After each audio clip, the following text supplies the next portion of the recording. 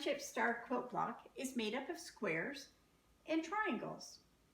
Today I'm going to share the most popular method for making these half square triangle units. You only need to cut squares and you'll make 2 triangle units at a time. For this method, you need to cut 2 squares 1 inch larger than you want the finished half square triangle unit to be. So for example, if in your quilt you want a 4-inch finished unit, you will cut 5-inch squares. On the wrong side of one of the squares, draw a line corner to corner. Place the 2 squares right sides together and stitch a 1/4 inch away on each side of the marked center line.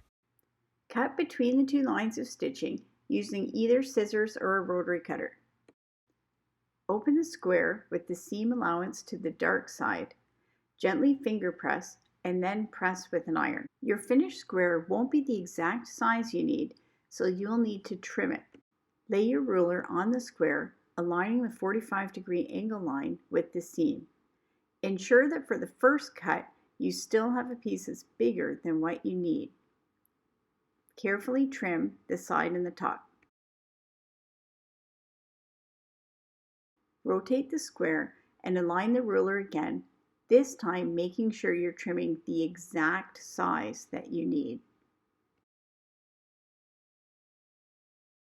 There you have it, a perfect half square triangle. So what's good about this method of making half square triangles? The math is really easy.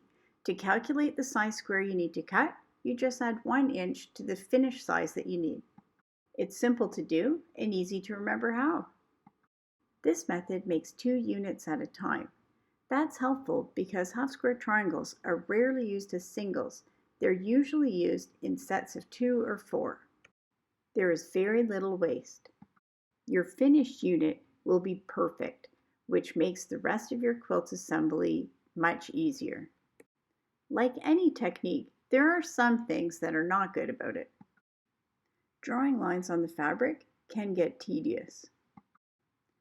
Squaring up the units can be time-consuming and fiddly, even though it's essential for having a perfect finished product. So when should this method be used?